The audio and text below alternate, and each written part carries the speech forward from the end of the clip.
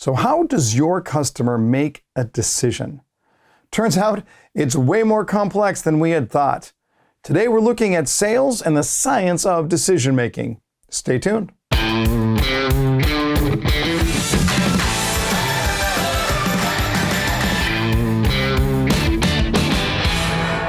Welcome back, everyone, to another 5-minute sales training where today we're going to look at sales and the science of decision making. Here's a question. How does your customer make a decision? Well, it turns out that they don't. They don't make a single decision, that is. They make a series of decisions that all lead up to that final decision. I am the decider of us three. I decide. So let's say, for example, that you're thinking about purchasing a whole house entertainment system. As it so happens, I'm in that consideration right now. I might just redo the sound system in my house. By the way, if you have suggestions for me for what to get, leave it in the comments below. If you're new here, hit that subscribe button and the like button too if you don't mind. So what are the decisions that I need to make? Well, to begin with, I can spend a little or I can spend a lot. How much do the component pieces cost? What do they look like? What's my budget? How extensive do I want the system to be? Do I care about brand name? How easy will it be to install? Can I do it myself? Now, this is an important conversation because at the core, it speaks to the state of either anxiety or relaxation in your customer's brain. You see, a relaxed brain is more likely to say yes, but a confused mind definitely says no. Part of our task when we're working with a customer is to get them into a relaxed frame of mind. It's so much easier to make a decision when you're not completely stressed out about 1,000 issues that surround that decision. Right now, even as I think about buying a whole house entertainment system, my head is ready to explode. I am not in a position to be able to make a decision because there's too much confusion, and a confused mind says no. Now remember too that this isn't just one decision. It's 1,000 decisions along the way. One after the other, consecutively in a row. So here's what's going to happen. If we're not helping our customer to make decisions all along the way, it's going to lead to confusion.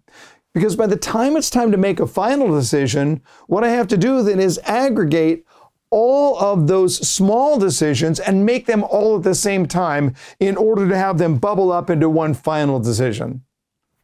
It's mind-blowing.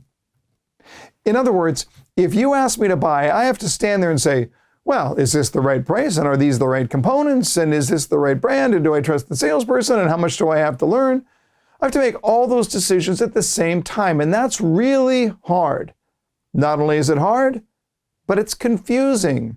Remember what we said, a confused mind says no. Look, if I'm not making decisions all along the way, it's going to be difficult to make the final decision at the end. I want you to think about the product that you sell and just ask yourself this question. What are the most important sub-decisions that your customer has to make? How can you help them to do that? You want to think of the sales process as if you're building a case. And as you're building the case, you need the customer to see the points of evidence all along the way very, very clearly. It's as if you're trying to convince a jury. Truth. That's what verdict means. It's a word comes down from old England and all our little old ancestors. Here's the motive. Does that make sense? Here's the opportunity. Does that make sense? It's the same thing in a sales presentation. We're trying to break down the sale into component parts and get the customer to agree with us a little bit at a time. I could also think of it as if I'm trying to cross a river by jumping from boulder to boulder all along the way. Each of those boulders represents a sub-decision. If I miss a boulder, I'm going to be all wet. And that doesn't sound like fun, does it?